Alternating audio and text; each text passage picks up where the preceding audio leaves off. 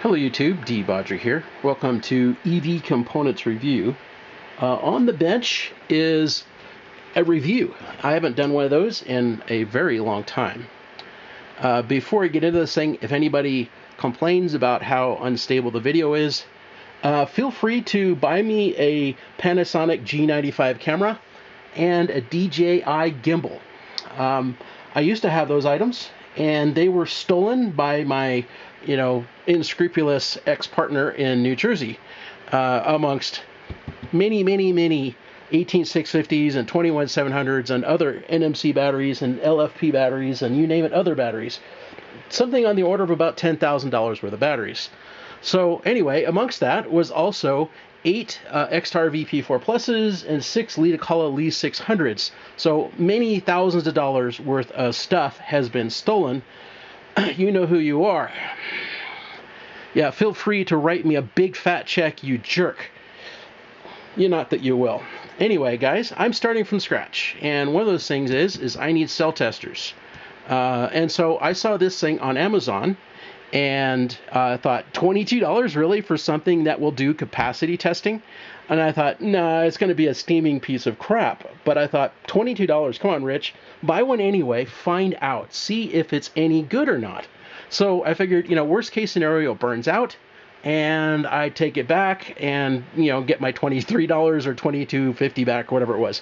So yeah, so far I'm pretty pleased with its results, but it does have some limitations that I'll not talk about. All right, so the first thing I want to point out is the USB-C ports. If you really want to use this thing to charge, each one of these cells at 1 amp, then you really need to have 2 USB banks. Wall bricks to be able to do it, which is stupid. Yeah, because that's a limitation of 5 volts at USB levels that limits you to 2 amps. So that's really the construction here, and that's why it's got 2 USB-C ports on it, is because you're supposed to plug it into 2 USB devices, which, in my opinion, is pretty dumb. I did do that, or rather, I gimmicked it, and that was with this. So the other end of this cord right here, this is a 65 watt PD 3.0 power supply for a laptop. And so I wired that off into this. This goes to, this is for charging some USB-C based charging for AA and AAA batteries that I have. It's got a little NMC cell and a DC to DC that drops it down to 1.5 volts. So that's what that's for. Anyway, I thought, oh, well, I'll just plug it in here and here and see what happens. But at the time, I wasn't realizing that USB at 5 volts is limited to 2 amps. So anyway, yeah, when I would exceed that with 4 cells, it would just simply shut off, and everything here would just power off. So after I realized what was happening, I went, oh, duh, I know that. So yeah, instead, what I've done is I have resolved that problem a different way. Now I'm not limited to how much current I can feed this thing over USB. Instead, I've got, there's a little solder pad here and here that are the 5 volt side, and then the cans of these USB-C ports is ground.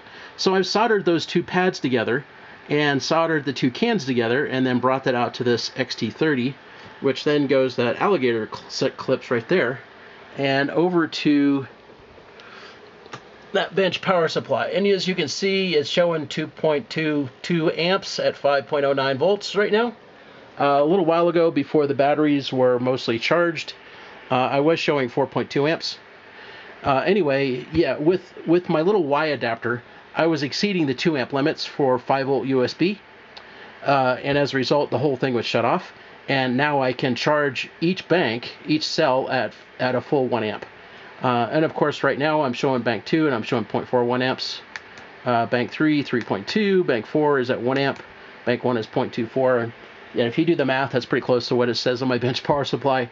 But yeah, these batteries were pretty well run down before, and I was looking at 1 amp per cell earlier, or a little bit more than that. So that came out to 4.2 amps back on the bench power supply. But yeah, with this setup, I'm able to charge at a full 1 amp per cell, which is not so bad. I can't complain about that.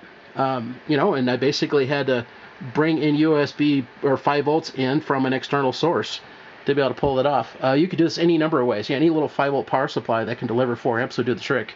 You wouldn't have to use a bench power supply. It's just what I had on hand to pull the trick off. So anyway, hope that helps some folks out. I'm definitely looking forward to seeing how this discharges.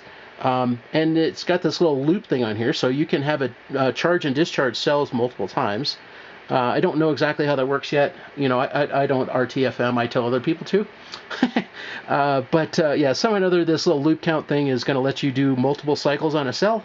And that's going to be very interesting. I'm very, very curious to see how well this thing works as a cycle cell tester.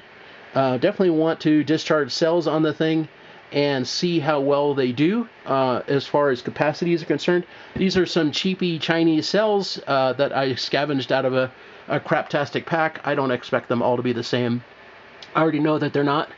But yeah, so far I'm pretty happy with it. You know, $23 for this little thing. Nice display on it. I mean, yes, it's kind of, you know, crude, no shell on it or case or whatever, but so what? I don't need that. Yeah, pretty happy with it so far, just at least as far as charging is concerned.